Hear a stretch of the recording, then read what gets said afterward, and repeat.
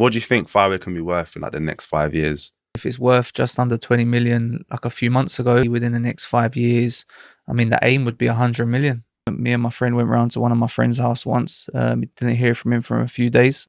Got on my mate's shoulders. He lifted me through the first floor windows, and our friend was there hanging, you know, and that image will stay with me for the rest of my life.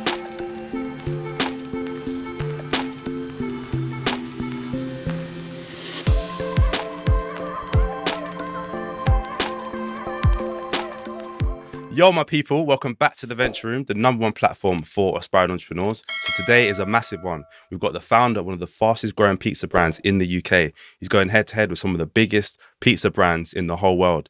And today I want to find out the secret to how he built his brand and also business opportunities for us or you to start. So yeah, I'll let him introduce himself. Good morning. How you doing? Not too bad. Yourself? I'm good, man. Good. Good to be here. Thank you, bro. We got there in the end. I say you're probably one of the smoothest guys I know. Yeah. Come with the slick black shirt. Take that as a compliment. Yeah. So we've known each other for a bit through like mutuals and stuff. And yeah, I always noticed that you're probably the most humble, successful guy that I know. Yeah. Like you don't Appreciate kind of that. shout about how you're doing and super humble, man. Appreciate that, man. It's Appreciate good. that. No, it's good to be on here. I watched, likewise, I've been watching your page and your thing, and you're doing a good thing. So yeah, why not? Oh, thank you, man. Join forces. Exactly, take over. So how you doing, man? How's things? I know you've been traveling and stuff. Stressful, to say the least. Understatement, but no, it's going good. We're in the right. We're moving in the right direction. There's a lot in the pipeline.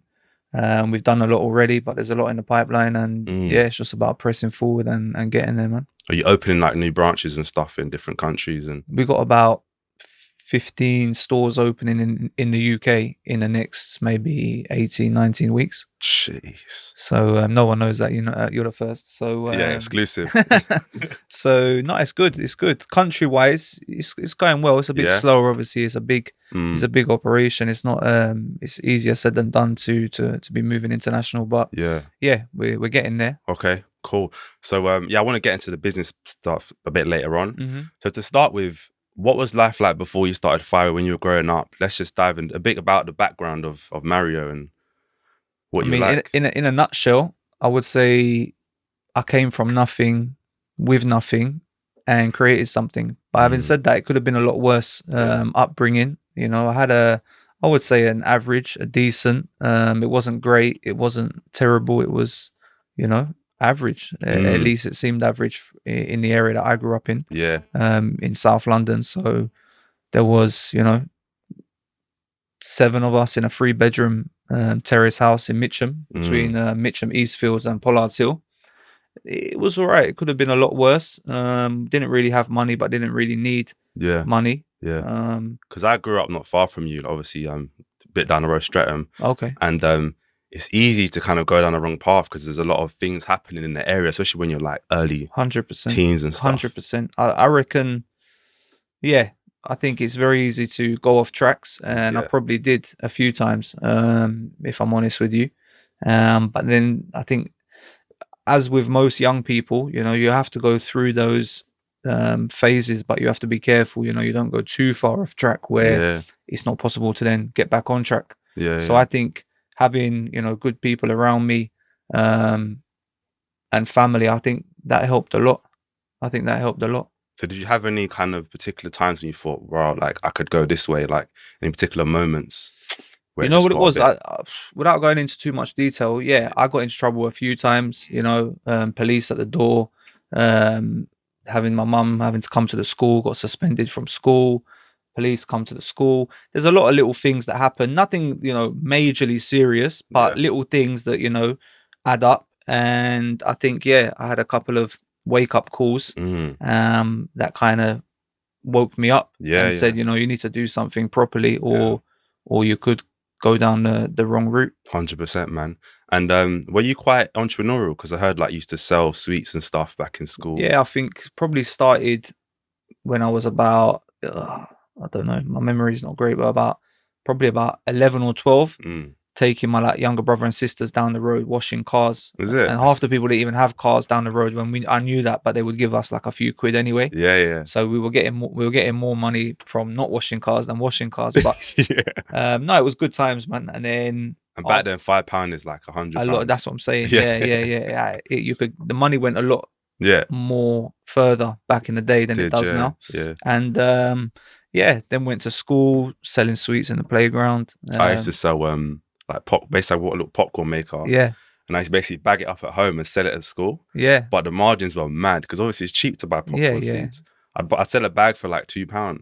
Yeah, I, you went a step further than me. I just used to go Tesco in the morning, buy yeah, like Galaxy bars. There yeah, was a few of us, Haribo's, and just sell them in the playground. yeah. And yeah, made quite a bit of money. One time, the teacher caught me, took my bag from underneath the table, come to the front of the class, tipped it upside down in front of everyone, and I think about 100 packs of Chewits fell out of the bag. Oh my That was God. I'll always remember that. Do you Yeah, know man. what? Why are teachers so against you selling stuff at school? Like that's Suppose yeah, distraction. bro. They don't. I suppose they don't really get it, and if they allowed it, then obviously the whole school would just turn into a massive marketplace. So Yeah, but it's like they should encourage like yeah, hundred entrepreneurism and percent, 100%. I agree. yeah, that's mad.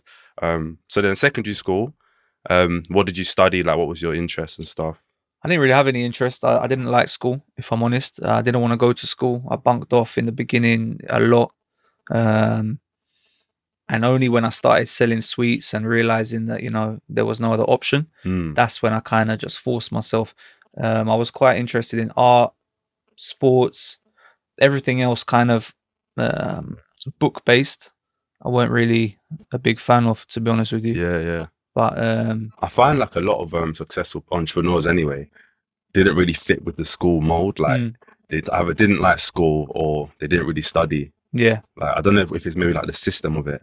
I think maybe you're just born with it, or you're not in terms of Mm. like intelligence, education. I Yeah, mean, if we're talking about subjects and intelligence in terms of subjects, there may be some people are just born with it, but in terms of building businesses, building brands, work with your hands, physical bits and pieces, yeah. I think again some people might be born with that as well. Okay. And then so what was like the first job that you had before? First ever job I had was a paper round when I was about 14, 15. Yeah, yeah. Early morning before school, delivering papers. That was the first kind of part-time job. That's hard work in it and Yeah, low pay. I met the guy that gave me the job for who owned the newsagents. Oh, is it? So yeah, I took a picture with him. He came around my house because yeah, that's that's a memory that he gave me my first job, Yeah. and now we met up again after must be at least what 15 years more. That must be mad for him to see you as a little kid running around Yeah, and now you're like a successful yeah, entrepreneur and yeah. that. Yeah, it's mad. It's Must be mad. mad. Time flies, but yeah, it was good. And after that, Nando's, charity fundraiser, then people on the street that stop and annoy you. Yeah. But I never stuck at nothing for more than maybe 6 months. Yeah, because I find same thing, like all my guests either they didn't really have work at all, Yeah. or they only stuck at jobs for like a few months, then they moved on. So it's like a common theme. I think if you're not passionate at something, it's very hard to force yourself to pretend to be interested in it. Yeah. And if there's no way to progress at the job, Yeah. then that's quite demotivating as well. Yeah, Because yeah. you ask yourself why you're actually doing it. Yeah, no, it's true, man.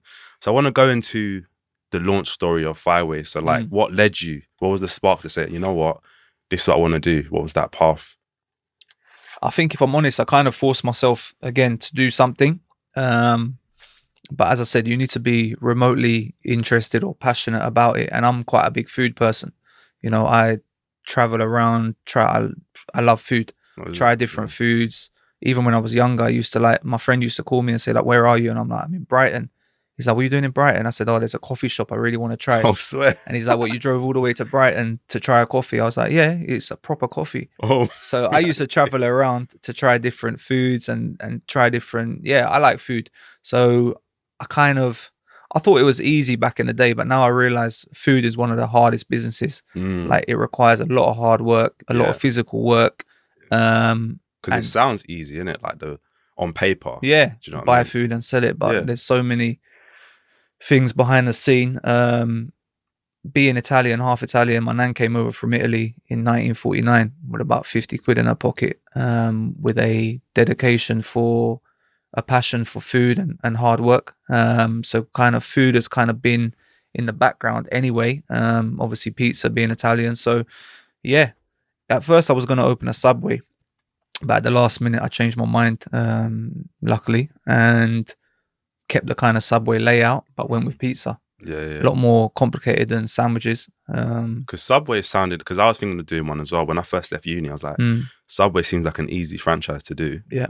But what made you not do that? What was the issue with? Just the fact that, I don't know, it wasn't my own thing, and also it felt very, as if I was a worker. And that's kind of something that I remember and try and incorporate into my franchise, that people don't want to feel like workers, and they're not workers. They're business owners, they're entrepreneurs, they're just using your blueprint. So yeah, Subway felt too much like a robotic system, Yeah. and there was no sort of way for growth. So yeah, kept the Subway kind of layout, which I think is very good, but changed it to pizza. Yeah, that makes sense, man. It's such a simple twist, isn't it? Yeah, I don't think you have to create anything, crazy or Yeah, any yeah, life-changing product. Yeah. You just need, it can be a simple product, but as long as you put a twist on it, Yeah. then there's no reason why it won't work. So when you first decided to launch it, how much did you need, and how did you feel like making that jump? Worried is the first word that comes to mind. Obviously, it's worrying because you're putting a lot of money. Yeah. Back then, it was a lot of money. Half of it was a loan from the bank. Well, how much did you start with? I had 20 grand saved. The loan was 25 grand from HSBC, Yeah. and the builders were friends of mine, some Polish guys. So they basically done the work, and I could pay them back monthly, which was a big help.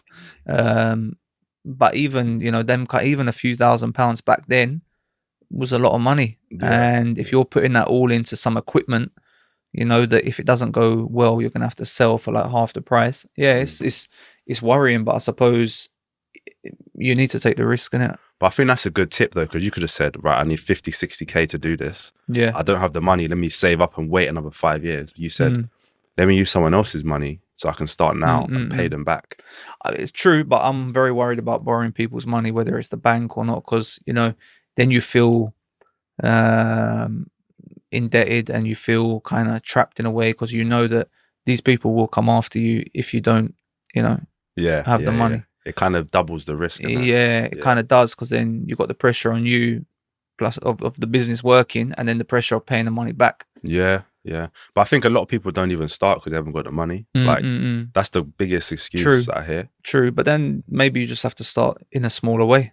True, yeah. Because before the pizza, I had a small coffee shop, and in that I probably invested no more than 5 grand, just for like a coffee machine and some fridges, and a freezer. Yeah. And that failed, but at least I didn't lose that much. But well, at least you learned from it. I think failure is feedback.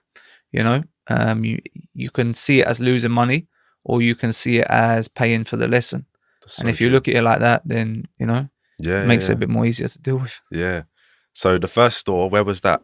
That was in South London, near my house, near Mitcham, in a place called Rosehill in Sutton. Oh yeah. So small little shop. Yeah. Right next to KFC, which was good, because obviously KFC brought a lot of traffic to the area.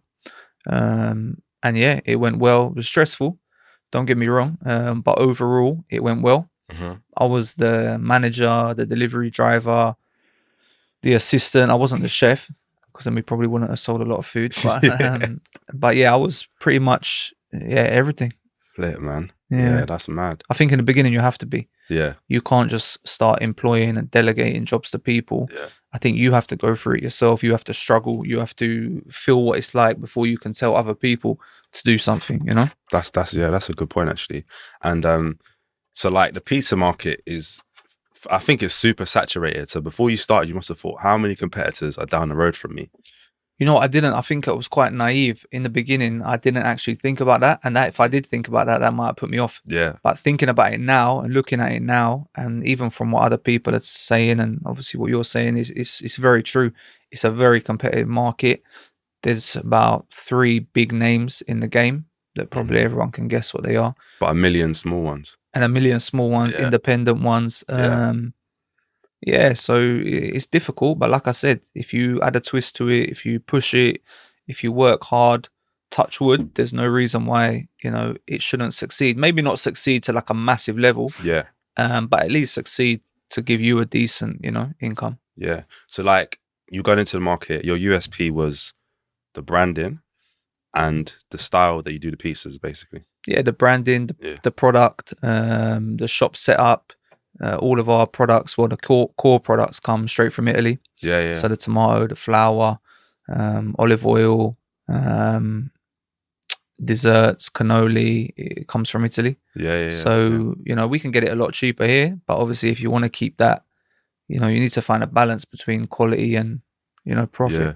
And I was gonna say, because the stores, when you drive past them, you can always notice the Yeah, they Fireaway. stand out. I think, Yeah. it has to stand out 100%. Whatever you do, whether it's, personal fitness, whether it's construction, whether it's online courses, whatever you do, whether it's podcasts, you need to stand out from the Yeah. competition, Yeah, put 100%. your own spin on it. Mhm. It's funny because I don't know if you've seen that graphic of like all the different KFC copies. It's like PFC, Yeah. MFC. Yeah, that shows they're doing something right, and if Yeah.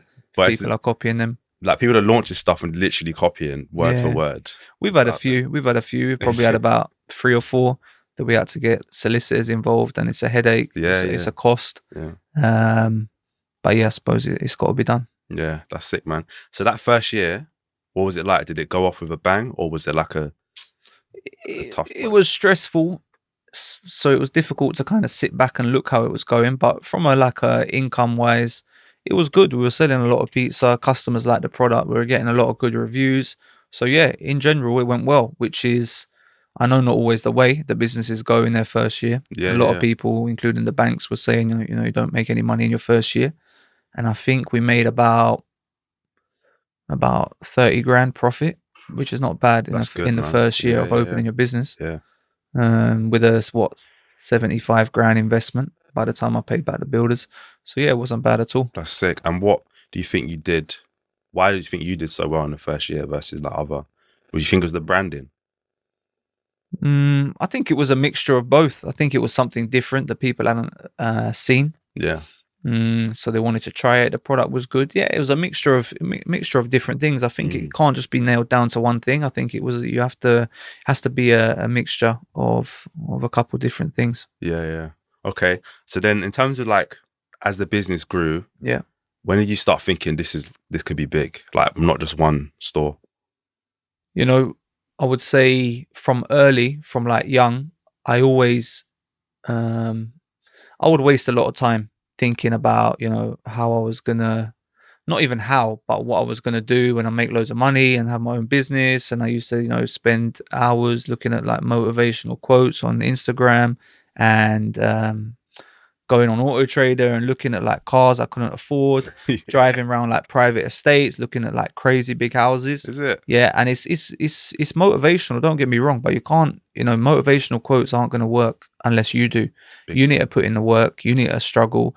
Obviously, spend some of your time, being motivated by whatever motivates you, whether that's nice things or whatever that is. But that's only going to get you so far. You have to actually put in the work. So I always kind of knew or thought that I was going to, do something and make money, maybe not to the level of what it's become, but at least to a decent level. And yeah, that kind of made me maybe a bit complacent that I didn't have to put in the work because it was just going to happen. And then you realize that it's not just going to happen. And time's passing you by. I probably wasted about 2 or 3 years doing nothing. And then, got to the point that says, yeah, I have to do something. And then once I started, how long before I kind of knew this could be big? Probably after the first year when we opened our third shop. And people, would say, wow, like you've opened your third shop in like a year, like you're smashing it. A lot of them people were friends and family, so they're going to kind of say that they're going to kind of say that anyway. But when random people, came in and wanted to franchise it, that's when I thought, yeah, maybe it could be. Oh, so the first 3 was franchised. So no, the first one was mine. The second one was a franchise, and then the third one was mine in Fort Heath. And how did you get the money for the second one? Did the banks just freeing up the cash? No, so the money from the franchise of the first one helped, and then I actually sold the first one to my cousin. So I used that money to then buy the third one. Okay. Yeah. So yeah, it was good. And that leads me on to the franchise model. Mm. So how does that work for you, and how does it work for the franchisee? What's the model? So basically, you're giving someone the blueprint. You're giving someone, the training, the help, the support, the advice, um, to run their business. Essentially, it's their business, and they pay the bills, they pay the staff. Yeah. They manage it, they market it. We do like national marketing, but they locally market it. So that's pretty much what it is, and they pay you a percentage. But obviously, they're making money themselves, so they're happy to pay you, and that's pretty much it. They're basically replicating your business. So I want to kind of hit the kind of pros and cons of franchising. So I used to look at it back in the day. McDonald's is one that was up there, which I think you needed like $500,000 to launch one. Yeah. So a lot of people say that it takes a really long time to get your money back. Yeah. And that you don't really have any control over the business. But I guess you guys are hitting it differently. Yeah, I would say from our side, we can't be greedy. Which is what from what I've seen, a lot of franchises do. So a lot will charge like 9-10% from your sales before you've paid tax, before you've paid all the bills. So we went down a different route, and obviously I didn't want to be going around checking people's tills. So we just charge a flat fee across the board, which has worked kind of well. Like a flat percentage. A flat fee, just a flat single figure. Wow, that's across the board, which is good in some ways, but not good in other ways. Because obviously, when we're talking about the big players in the game, and they charge 9-10%, they've got a massive marketing budget, whereas obviously we don't have as big of a budget. So there's pros and cons to it. But yeah, so far it's. But as they grow, they can keep more of that profit then. As they grow, they keep more. They can open more stores. Yeah. And I think that's what we want to do. We want to open as many stores as possible, and take as big of a market share as we can. Yeah. And then from because I was watching, I don't know if you've watched The Founder. Yeah, I've watched that. Sick movie. I think I've seen it 3 times. And so he goes through the movie, they build up the McDonald's franchise, and they're making a decent amount of money on the percentages of each burger sold. Then I think if one of his business advisors was like, you're not in the food business, you're also in the real estate business. Yeah. So he was like, you can make a lot of money from investing the franchise money into the properties. So McDonald's is one of the biggest real estate owners globally. Correct, yeah. Is that a lane that you guys are going down? Or I've been speaking about it. We've been speaking about it. And if I'd done that from the beginning, that'd be amazing. I'd have 150 properties now, which would be amazing. But I mean, it's never too late. Obviously, that brings on a whole load of different obstacles and stress and headache and work. But maintenance. And it's not too late. Never say never. Potentially. Yeah, potentially. I mean, McDonald's, as you said, are the biggest real estate owners. So it's something that we've looked at and discussed. But yeah. Sick, man. It sounds like so would you say someone is just starting out, should they start with a franchise, or maybe to get into the world of business and to learn? Maybe that would be the best way. Maybe the best way is to start something small yourself, even if it might fail after a while. I think people don't want to start businesses. They don't want to start their own thing because they don't want to be seen as small time. They don't want to be seen as amateurs. They don't want to be seen as struggling. They're worried about what other people think. And I think that I was kind of the same, but you have to get that thought out of your head, because you need to struggle. You need to sweat. You need to graft to prove that you actually want it. Because otherwise, everyone can say they want something, but unless you're willing to put in the work and actually struggle for it, then maybe you don't want it as much as you think you want it. I have loads of people asking me, DMing me, asking for support, advice, and help, which I'm happy to give, but no one's going to do it for you. You have to do it yourself. Because people are like, how can I be a millionaire, whatever, and it's like the answer's actually out there within 6 months. Within 6 months. By tomorrow. And it's like the blueprint is there. It's going to take longer than you think, and it's going to require more work than you think. But it will be worth it in the end. 100%. People don't see, I suppose, the long-term plan, and when you're young, it's difficult. I didn't see it as well.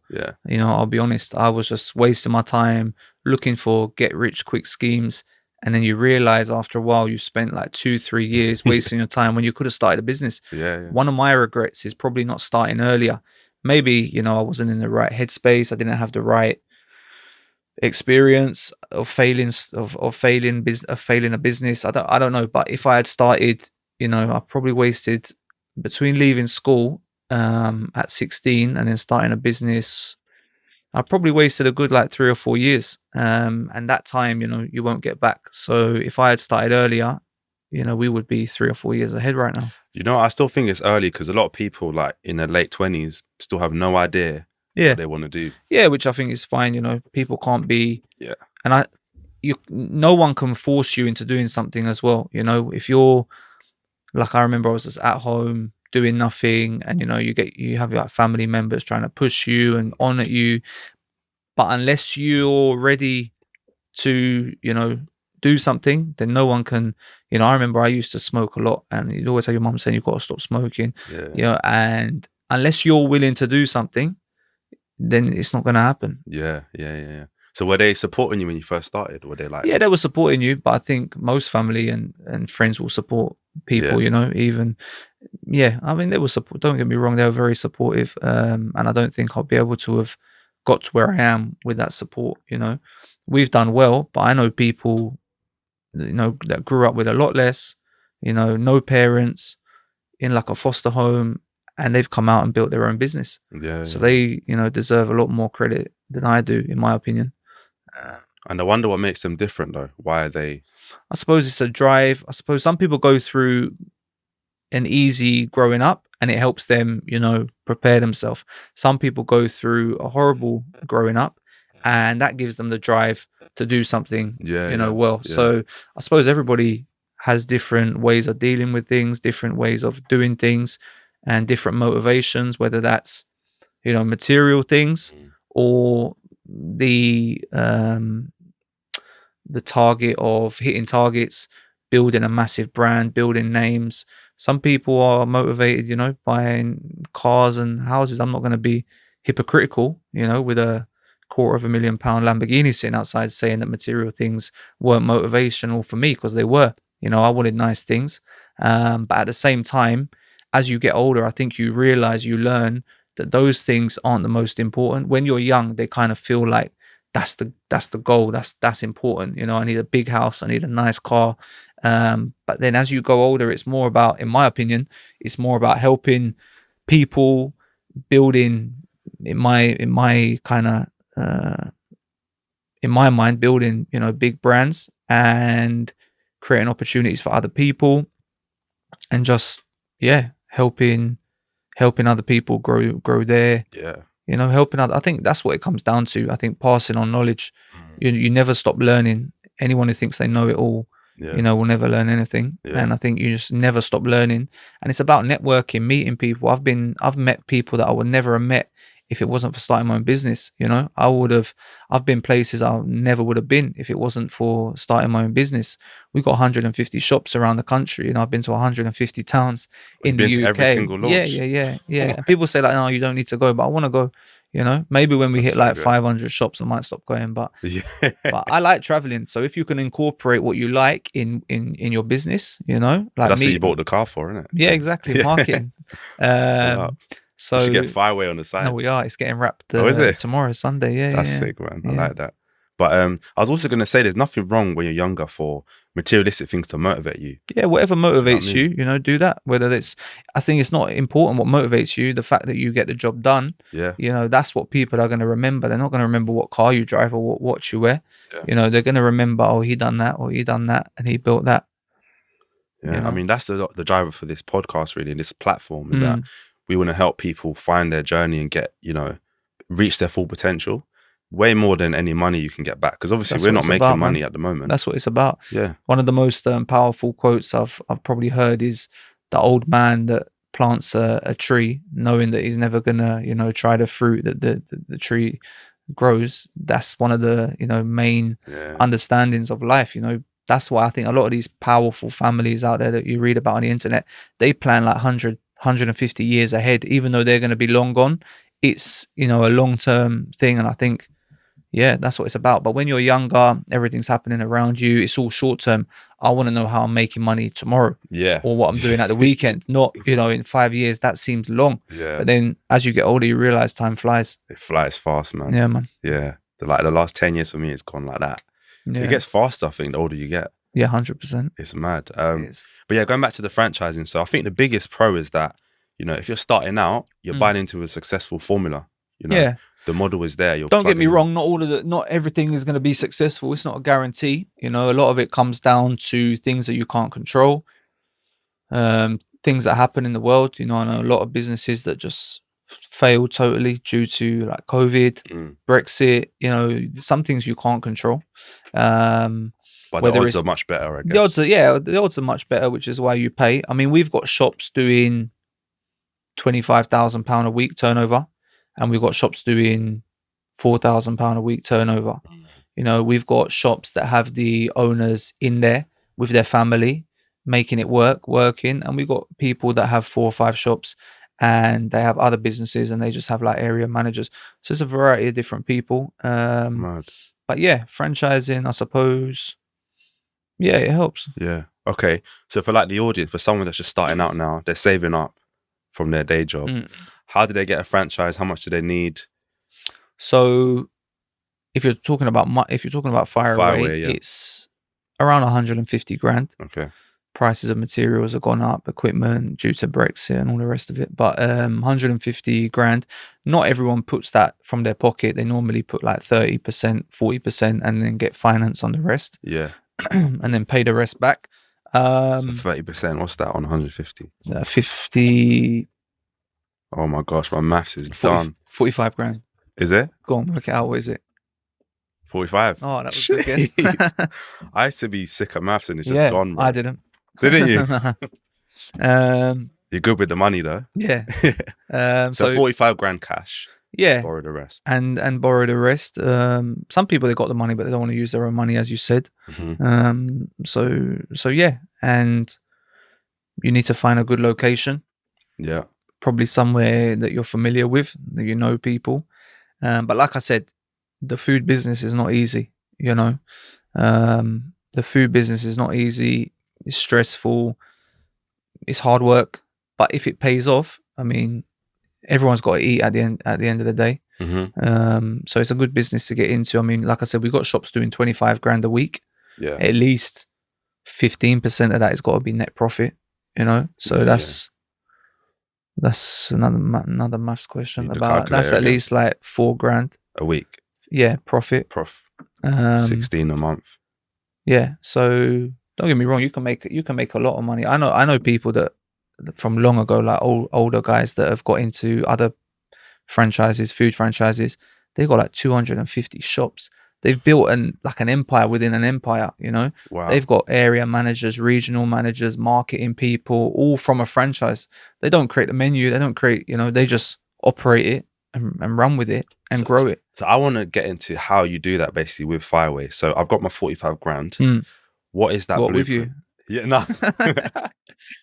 So I've managed to save it up somehow, yeah. I've got my financing. Yeah. How do I build the empire through Fireaway now? So how do I get to 50 stores? You have to start off with one. And it goes back to saying what we were talking about in the beginning. You need to have a long-term plan. It's not going to be an overnight thing. You need to push it. You need to work hard at it. But once you've obviously got one and you know the operation, you know how everything works. You got marketing people. You do the right marketing. There's no reason why it won't succeed. And then you can use that one, to roll on to a next one. Don't think you do like 10 at once or even 2 at once. I would say you do 1 and then from there you grow it. It's got to be a long term, nothing worth having comes easy or quickly. You need to put in the work for it and then grow it from there. We've got people that got 1 shop. We've got people that got 5 shops. So yeah. Have you got any success stories of like particular ones you thought? I suppose the one in West London in Ealing. Shout out to Ali, the owner. Man like Ali. So he started off and he was struggling. Yeah. And then he got a good team. Very good team in there. Mustafa and the rest of the guys in there. And now they've gone from doing like 7 grand a week. 7 grand a week in in their shop isn't, it's not even break even because the rent is so high. It's on the main high street. Right. So they went from struggling, losing money, 7 grand a week sales, to 24 grand a week now. And Well, he's just having the right team, having the marketing. right team, and just, yeah, the customer, you need to step into the shoes of the customer. You know, you have to see what because I'm very picky with my food. Like anywhere I go, Mhm. where I'm like, even around here, I was looking on Google, where's the best coffee, you know, and I Okay. prefer the kind of smaller, kind of independent stores personally than the big names. Like I Yeah, won't go yeah, to, you know, the big coffee companies. yeah. So you need to look at things from the point of view of the customer. You got to offer a good experience with any business. You need a good product. You need to give that product to customers with a good service, and you need to wrap it up with a good brand. Mhm. And then there's no reason, regardless what industry you're in, whether it's, like I said, personal training, construction, technology, you know, there's no reason if you have them three things why it won't succeed. Because I always talk about Amazon. So Mm, they're obviously one of the biggest consumer businesses in the world, and they are so customer centric. Like everything they do is mm, customer first. They yeah, don't spend a penny not thinking about the customer yeah, first, yeah, and that's why they're so successful and yeah. they're eating up the market. So Hmm. yeah, I agree with what you're saying. Yeah, Yeah, I think it has to be done. Yeah, you just have to work hard at it, regardless if it's a franchise or not. You have to work hard at it and just push it. But I think you need to ask yourself before you start if you really want something. yeah, You know, even me, I wanted to lose, you know, 10 kilos, get in the gym and get wham.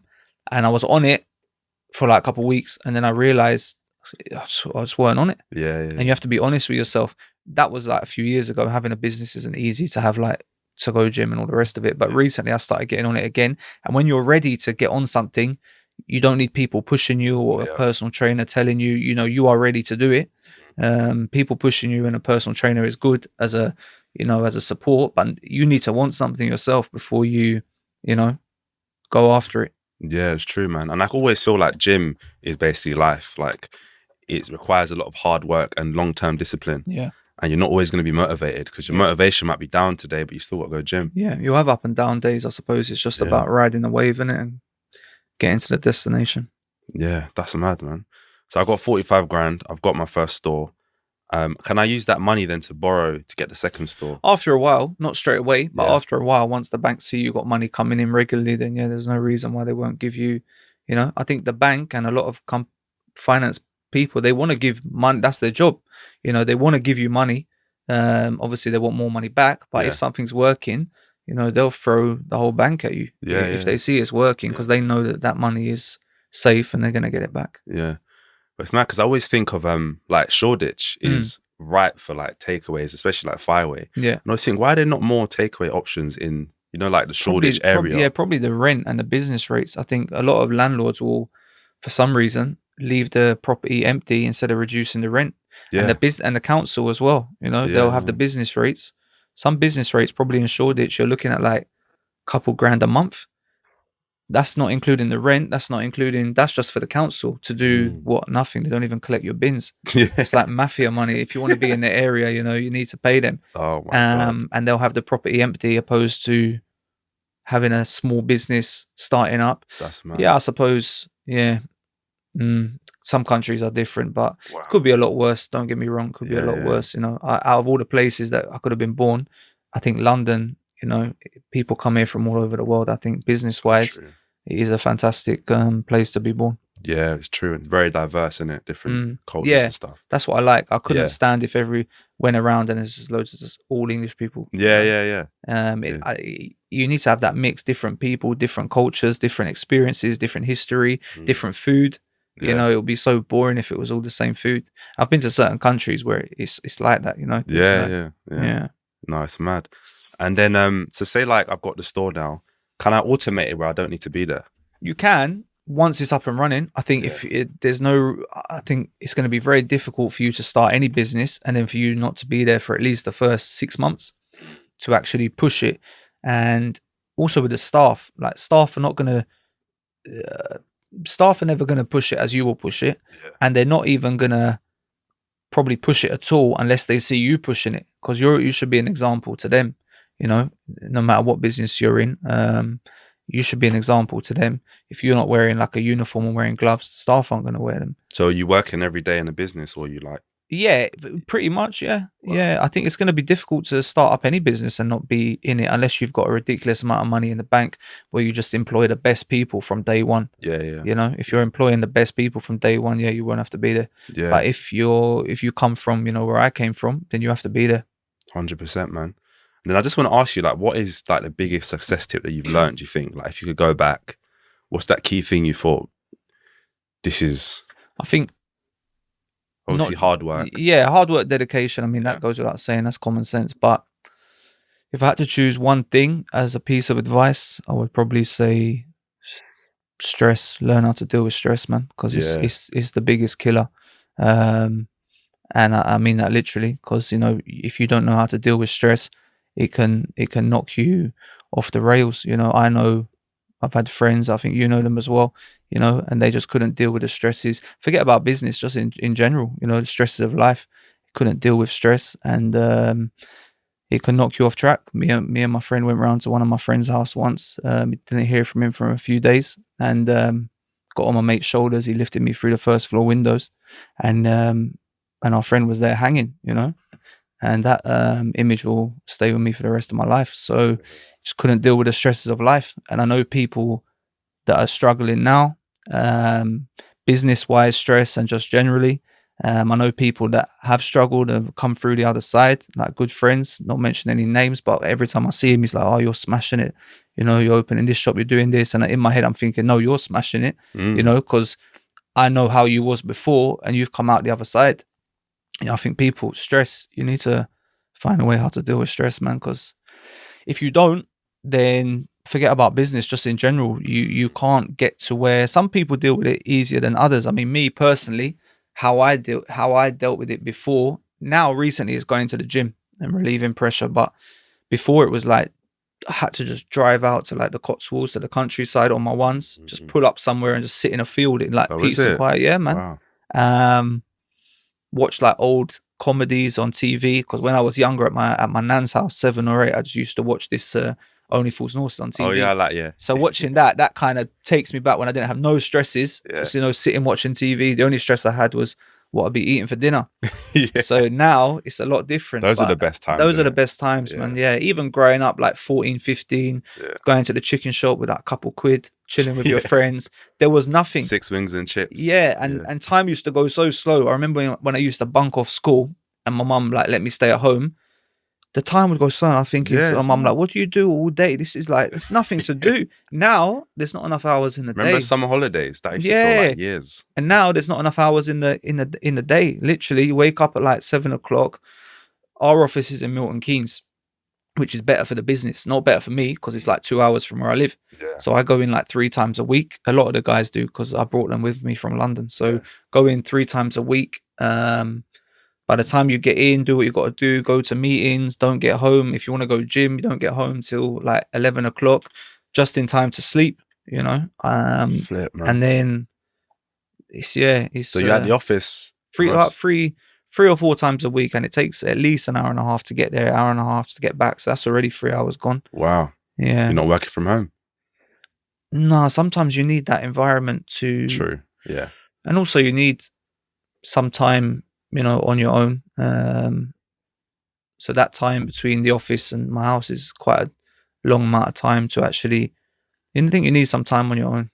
So that's another thing. I want to get into how you manage your time, because relationships, business, like personal time, gym. I'll be fully honest. I don't know how I would have kids or look after kids right now. I'll be honest. I wouldn't. Gym, I can fit gym in. It's only like an hour free. I can fit gym in. Holidays, that's why I kind of incorporate it with the business. So for example, last week I was in Portugal. We just sold the master franchise to 2 guys from Portugal. What's that, like the rights to? The rights to the whole country. Wow. Week before that I was in Spain with the master franchisee for Spain doing a franchise show. So I get little bits here and there. I go to Italy once a year to see family and to see suppliers. So you have to kind of incorporate things, into one. Yeah. I suppose that's the only way you can really do it, because there's not enough hours in the day. Yeah, no, it's true, man. And I think as well, like batching things together, as you said, like combining two things in one. Yeah, Mm. that's true, man. So going back to the business stuff, I was thinking, have you heard of ghost kitchens? Yeah. Yeah, We like had, delivery only. yeah. What's your thoughts on those? Not great. We had 3 of them, one in Guildford, one in Kingston, and one in Tower Bridge, and we closed them all down. Mad. Why? Yeah. To be honest, you still need the staff as if you had a shop. You still need the same equipment as if you had a shop. You still need to pay rent as if you had a shop. The only difference is you don't have to make it look all nice for the Or customer. seating, yeah. But the amount of marketing that you need to do to let people know that you're there is you might as well open a shop. Because in my head, you just put it on Deliveroo. Yeah. Orders coming in. You put it on Deliveroo with the other 1,000 companies on there, and every shop has now if you've got a dark ghost kitchen in your restaurant, that's a different story because that's like a bonus. We've got one in the Fireways, so that acts like a bonus. But the main priority should be the shop. People coming in, especially with us, it's more of an experience. I go past pizza shops and they look absolutely dirty. Yeah. That might as well be a ghost kitchen, But Yeah. if you've got like an experience, you see the fire, you see all the toppings, that needs to be experienced. That needs to be like people need to see that. And plus it's marketing. If people see a shop on the high street, it's marketing. Yeah, ghost kitchens didn't work great for us, but I think for some companies, like big companies like Nando's do it, Wingstop do it. If you're a big company, you can do it because people already know about you. This was about 3 years ago we tried it. Maybe now, maybe in the future we can, now that the name's out there. But if you're an unknown brand and you're thinking, oh, forget a shop, I'll just go and rent a kitchen, it's not that easy. You're gonna have to do a lot of marketing to let people know that you're there. And when I say a lot, I mean like a lot. Is it? Yeah. They're basically spending similar amounts of money. Even more. Flip. Yeah, 100%. That's crazy. Because I think people are thinking, the high street is dying, but I think for food stuff and experiences, it's probably going to grow. Yeah, high street is dying. Like, but there's not really shops. You don't need to necessarily be on the high street. People will travel, especially people like me. If the food is good, people will travel. To try it. 100%. That's true, man. Yeah. Ghost kitchen. Yeah, I get so many messages from people on LinkedIn saying, "Oh, we've got this kitchen, that kitchen," But I don't think if you're watching this, stop messaging me. So many. There's loads of them because I don't know. It must work. I think with those kind of businesses, they're looking for people in, people out. It's constantly people in. They're trying it. It's not working. They're out. They're trying it. So they need constant supply of people coming in, and then they go out the back door. Yeah. And the prices aren't that cheap. They're the same as renting a shop. The only difference is you don't have to paint the shop. You don't have to make it look all nice. But like I said, the amount of money you have to spend on marketing is ridiculous. Yeah, because I know one guy that had basically got this like warehouse space and had like maybe 50 different ghost kitchens in there, renting out the kitchens. Yeah, it's good for him, not for the people in the kitchens, but it's good for him. That's a good idea. It's sick. That's a good idea. Yeah, 100%. But the turnover was crazy, man. Like every month or every 2 months, someone's moving out. Yeah, it's like that's what it is. That's the thing. Yeah, it's mad. Long term, I think it's ghost kitchens aren't really the way. To do them. So what would you say is the biggest opportunity for like a young food entrepreneur just starting out? What's the best way for them to really get on? Like I said, learn how to deal with stress. Find a good product. Doesn't have to be a crazy, life-changing product. It doesn't have to be, some crazy niche market like I don't know, some oysters from the bottom of the Atlantic that only certain people in. It doesn't have to be crazy. It can be a simple product. Light pizza, burgers. It could be. There's so many different foods from different countries that I think that no one even knows about, which I think is a good piece of advice because, as we said, UK is so multicultural. There's so many different people and they want to try different things. So I would say it doesn't have to be a crazy product. You need a good team. You can't do everything on your own. In the beginning, you might have to because obviously you can't afford to pay people. But don't think, that you can do that forever. That can only get you so far. Doing things on your own.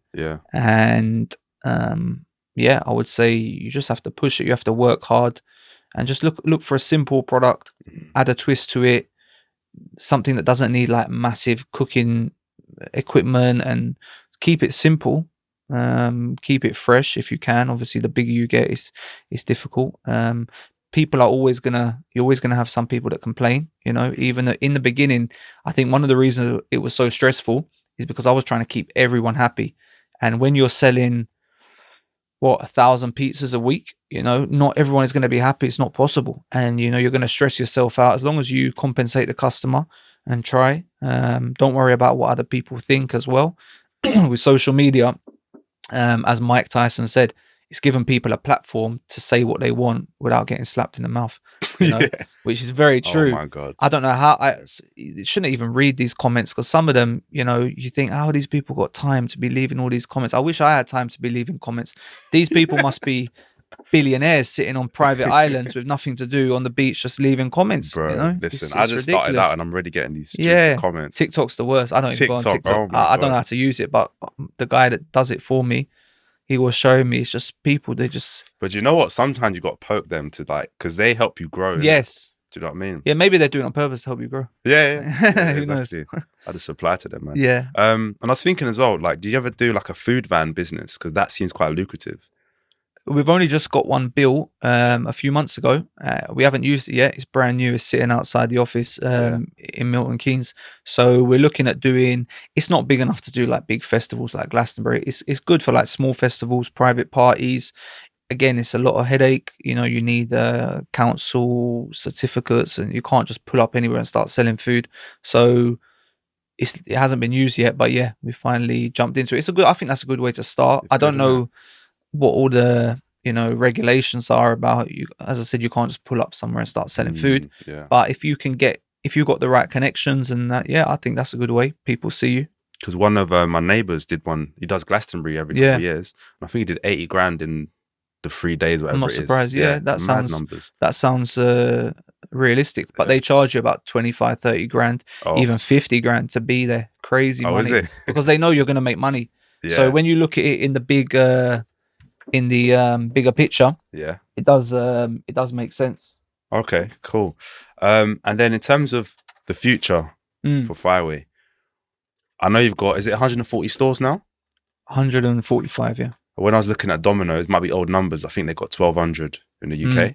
Correct, yeah. Are you looking to get to Domino's I think, level?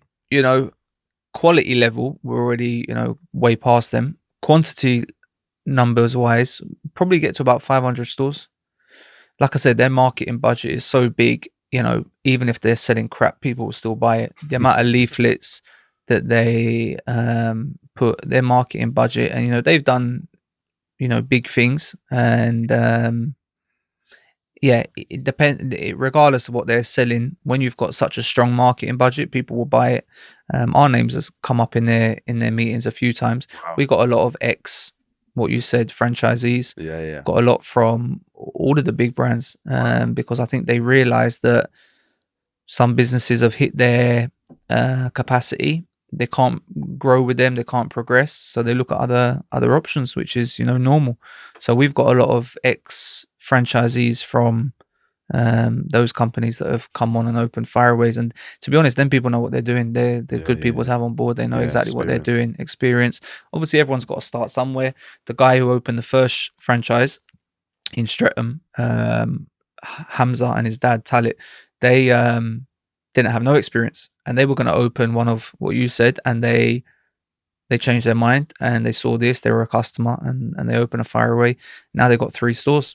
Wow. Yeah, so they're in there working. They're very hard working family, and they got 3 stores. So mad. So yeah, I think in terms of the future, the international market. I mean, we've sold 8 countries, including Australia, and these people have paid for the country master franchise license. So guaranteed shops will open there soon. And even if only half of the countries take off as well as it has in the UK, we're talking crazy numbers. So do you still get your fees from all the stores? Yeah. We supply food and all the rest of it. Yeah. Mad. That's sick. And then what do you think Fireaway can be worth in like the next 5 years? What's the projection? Don't know. It's difficult with everything that's happening in the pipeline. If it's worth just under 20 million like a few months ago, then it's got to be within the next 5 years. I mean, the aim would be 100 million. Wow, that's mad. The Is that aim would be out. exciting? That must be exciting. It's bro. exciting. You're just thinking of But the you work. also realize the work, yeah, it's exciting. And then for like a few seconds, and then you realize that's not just going to happen. Yeah. That's going to, luckily, I got a very good team. I'll be Yeah. honest. I got a very, very good team. It's very difficult to find good people these days because people just aren't motivated. I used to be the same in Nando's. I didn't care, you know, only when and I knew I wasn't going to grow far from, you know, store manager in Nando's. I wasn't going to become the CEO of Nando's by working in Nando's. So I think it's good to get in with a small startup company that you're passionate about and work. I've got a very good team at the head office. You know, I've got a guy called Anis that deals with all the distribution, everything. He's in there from 7 in the morning till 7 at night, you know, at least. And then I've got a guy called Mehdi, who was the head chef at the first store. He's been with me since the beginning. Wow. You know, his phone is never off. You call him anytime and he'll answer the phone. It's very difficult to find. Yeah. You know, I've had people come in and say, come in for job interviews and say, yeah, by the way, at 5 o'clock, you know, my phone's off. Yeah. I was like, all right, forget it then, you know. I've got very good, you know, we've got area managers. Yeah. You need a good team. You can't do everything on your own. If you think you can do everything on your own, you're going to burn out very quickly. Yeah, So I'm very thankful. I guess also, like, if they feel like they're sharing in the success as well at the end of it. 100%. You can't expect people to do nothing without giving them reward as well. Yeah. 100%. That's, you know, that's common sense. Yeah. If you're going to share the responsibility, you need to share the reward as well. Yeah. Remember the first job I had was for some marketing company when I left uni, and the salary was like, I don't know, 18K or something, which you could barely live on even back then. Yeah. And they wanted you to do all this overtime, and it's like, well, you know, I'm not really incentivized to grow this business for you because I'm not getting any commission, nothing. Straight, 100%. I think finding good people is key, but also, in my opinion, if you're a personal trainer, if you're an electrician, if you're a plumber, if you're a coach, if you've got your own podcast, you know, and you're self-employed, in my books, you know, you're an entrepreneur, you're a hustler. Yeah. Even if you work for a company, but you have to use your own creativity to push that company, like making more profit for the company, managing staff. You know, in my opinion, you know, you're an entrepreneur. Yeah. The only reason you wouldn't be is if you're just stacking shelves. Or if you're working, for example, in Nando's cooking chicken. No offense to anyone working in Nando's, but in my opinion, there's only 2 reasons you should be doing a job like that and stacking shelves, where you don't have to use your brain. The only reason, two examples I would say, is if number one, you're saving money to do your own thing, which is fair enough. You know, everyone's got to work to save money. And number two, if maybe you're just old and you just want to pass the time and you just want to socialize with people, then, you know, that's fine. But apart from that, you should be working on, you know, your own goals and your own progress. Yeah, it's true, man. And what's like your personal goals then? Like personal goals is, I mean, personal things in my life, I think that I feel like you've done it. Like it seems like you have. Yeah, there's always, you know, there's always going to be someone that's got further than you. True. Same in the gym. There's always going to be someone bigger than you. You're always looking up. Yeah, but I think sometimes you need that to motivate you to progress and just to help other people. You know, I mean, I get messages from people, you know, saying, "Oh, you've inspired me. You're motivating. Congratulations," which is, you know, great because I look up to a lot of people and I watch videos of other people that motivate me. So I know exactly how it feels because I feel the same way about, you know, a lot of different entrepreneurs, not just entrepreneurs, people that have done great things, helped a lot of people. And that's motivated for me. In terms of my journey and highlights, I would say personally talking, buying my mum a house, winning the Food and Drink Entrepreneur of the Year award. In terms of business, I would say helping a lot of people open their franchises and make money. Because obviously money's not the most important thing, but you need it to, you know, to progress and to travel places, to see places, experience things. Unfortunately, you do need money. So business wise, I suppose helping other people. Yeah, that's big, man. Same for us as well. We want to help at least 1,000 people in the next few years start a business. Yeah, that's it. And I think you must have already done a few because looking at your videos, they're educational. You know, they're motivational. So you're doing a good thing. It's worth more than the money, man. 100%. You can't take the money with you. Yeah. There's no point being the richest man in the cemetery. As my granddad said. You know, it's pointless. You need to, you need to help help other people reach their goals. I think that's, Yeah, yeah, in a simple sentence, once you reach your goals and people say, so what's the motivation, what's the target, what's it about? yeah. Helping other people reach their goals. Apart from that, I don't think there is anything else. It's true. You can only buy so many, supercars. You can only stay in so many 5-star hotels. What else? After a while, it just become, boring. Yeah, yeah. 'Cause that saying you got the nice car and the house Mm, is really good. So yeah, that, I guess, yeah, that's not your motivation. yeah. Once you've got that, then I think the next thing is helping your family, helping your friends, helping anyone really. That, Yeah, but at the same time, as I said, you need to work hard. You need to push it yourself. But yeah, I think that's the growing. yeah, yeah. And I was going to ask you, what, so when you first started making, no, serious money, did it change your life massively? Did you feel different when you got to that level? It's a kind of a snowball effect. Being 30 years old and driving around in a Rolls Royce, and then not long after, buying a £3 million house in a private estate. Yeah, because I'm not gonna lie. Yeah, it does motivate you.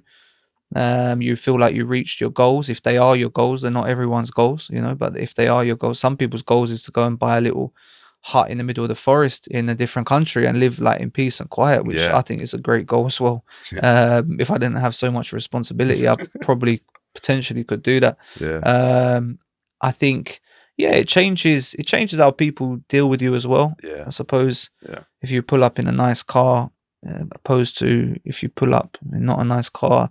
Unfortunately, that's how society is. It's not great, and it'd be better if it wasn't like that. But unfortunately, that's how it is.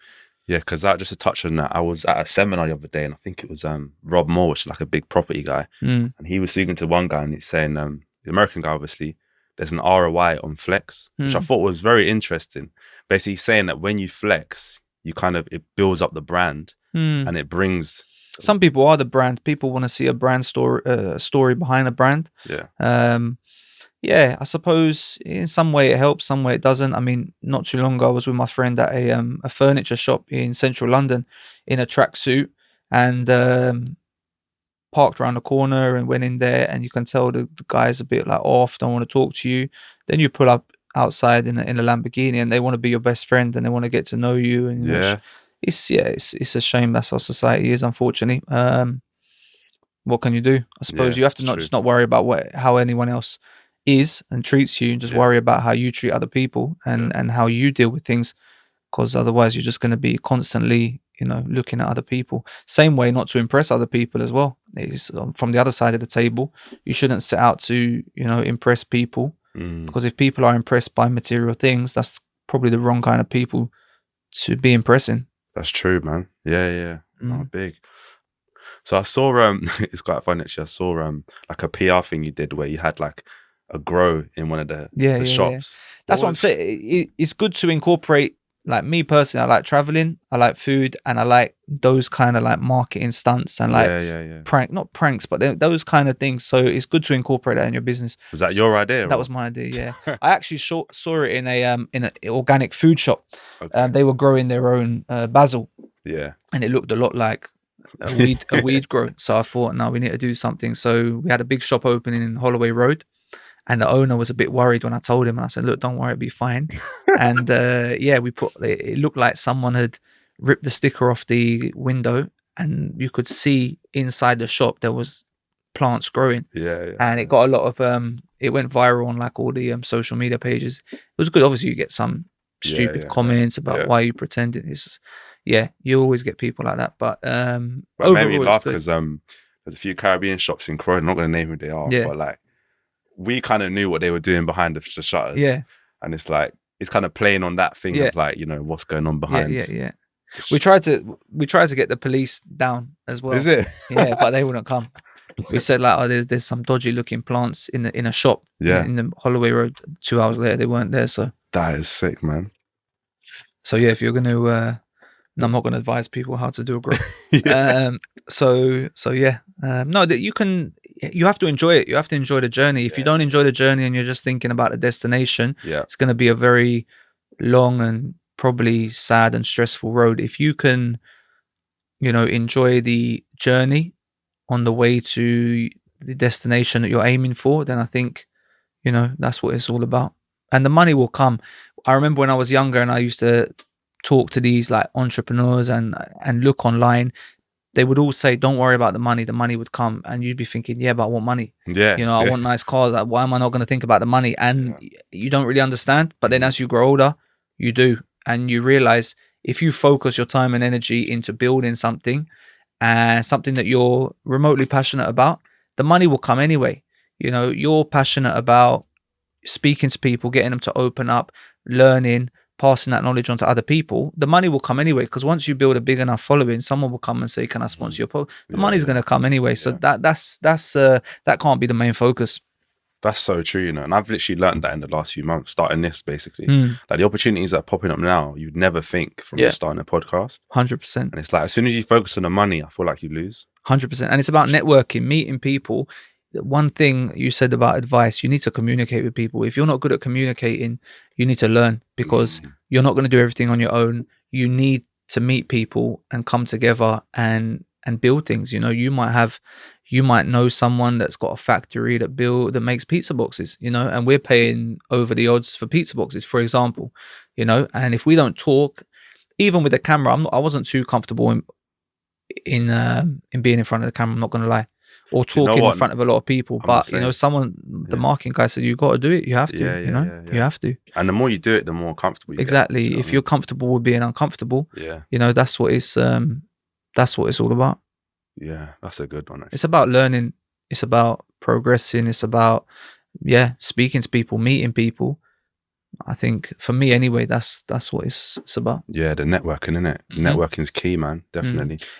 They say your network is your net worth, but that doesn't mean go and chill around a load of rich people. That means go and chill around a load of valuable people. Yeah. You know, I growing up, it was a bit different, but where I live now, within a couple of days of moving in, I went to the local bar owner, young guy, really nice guy.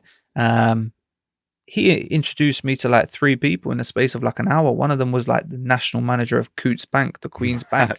He didn't want nothing in return, you know. Where I was growing up, if someone gives you something or introduces you, they want something in return, or they, you know, you have to think, why is he trying to help me? You know, or they'll say, this is my contact, you go through me, you know, because they want to make something out of it. Maybe because everyone's hungry, which is fair enough. But from where I am now, which is not too far away from where I lived, but it's different. It's a different, I don't know, not everyone, obviously there's going to be idiots everywhere, you know, but he introduced me to the manager of like the Queen's Bank. Then he introduced me to, you know, a financer guy. Then my landlord, because I was renting a house while the building work was going on in my house. He introduced me to his next door neighbor, who's become like a really good friend of mine. He's got a chain of health and beauty shops. You know, he asked me about franchising him. I asked him about property, because he does property as well. So it's all about networking and growing together. That's what it's about. If you try and do everything on your own, if you try and, you know, it's about helping other people. And if you want something in return, it's going to be difficult, because people kind of sense it after all. It's so true. And I feel like, as you said, it's not just about chilling around successful people. It's figuring out how I can bring value, or you can bring value to that group. Do you know what I mean? And it's weird, because growing up, you know, there used to be a lot of trouble and people fighting over nothing. You know, I remember a guy come from another area to Mitcham, and they stabbed him to death, you know. And you think, at the time, you kind of think, oh, it's normal because he came to a different area. But then after, you think, hang on a minute, okay, he came to a different postcode, so you stabbed him and killed him. That guy could have, you don't know, after a few years, you could have bumped into that guy in like a networking event. You know, you guys could have built a massive business together. Maybe you knew someone that had a factory that built this, and he knew someone, and you could have come together. But instead, you killed him because he came into your postcode.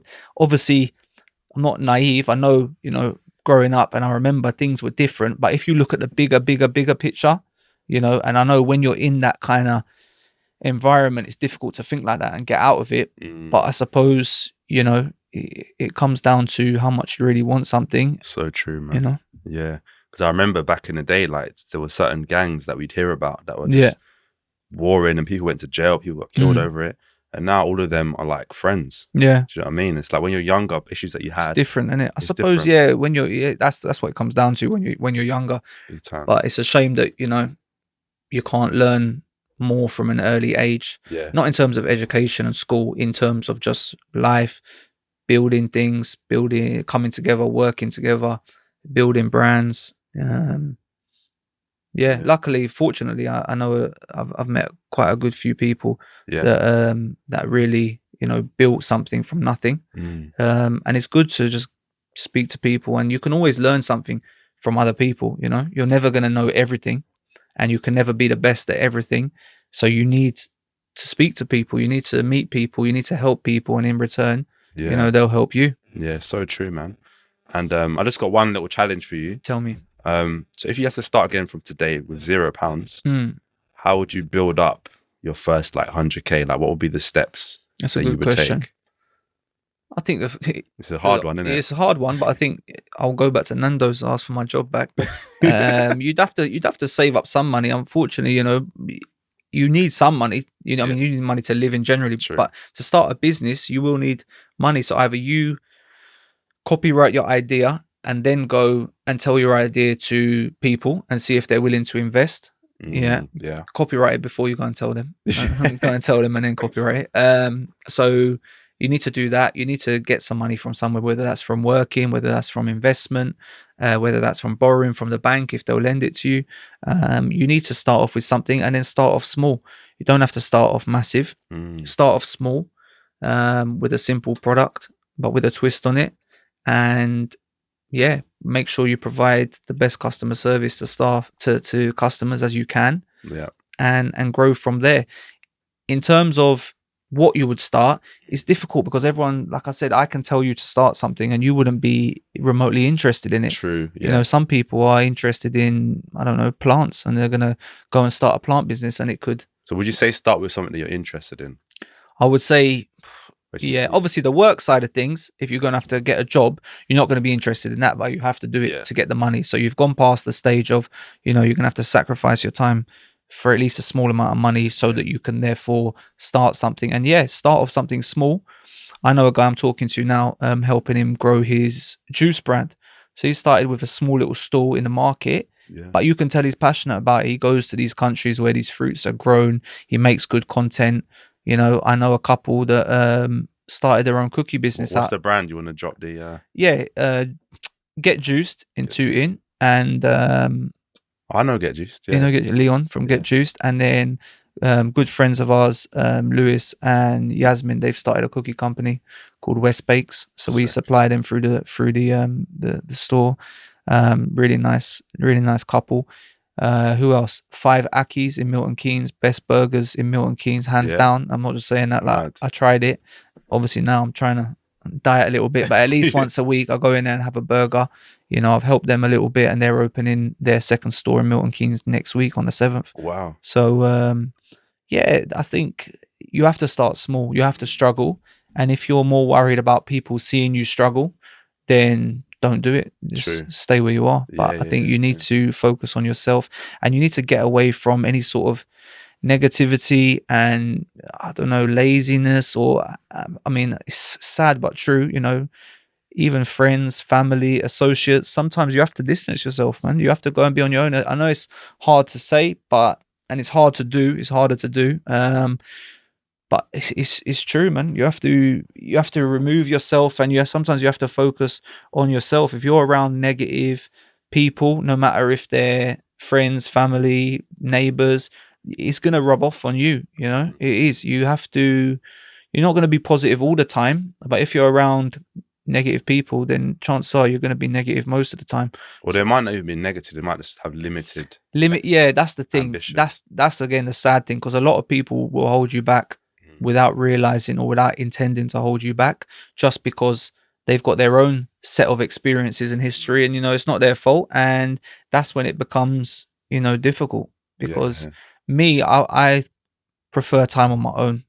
If I'm honest, I'll go on, like I said, drives, places. I'm just one of the people, I prefer time on my own. I feel like I get more done when I'm on my own. But obviously, you can't be on your own all the time, and you can't be on your own forever.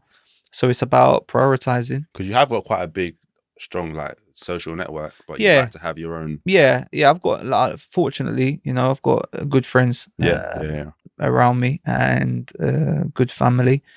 and a good partner, but sometimes you need to be on Yeah. your own, and sometimes people don't understand that. Yeah, And then true. it comes down to you deciding, do you keep them happy, or do you focus on, I think it's too many people that are focused on keeping people happy, Yeah, which is, that's sad. true. Whether it's But the missus or your friends. yeah, Yeah. there comes a time where, you have to focus on yourself, because you can't help anyone if you can't help yourself.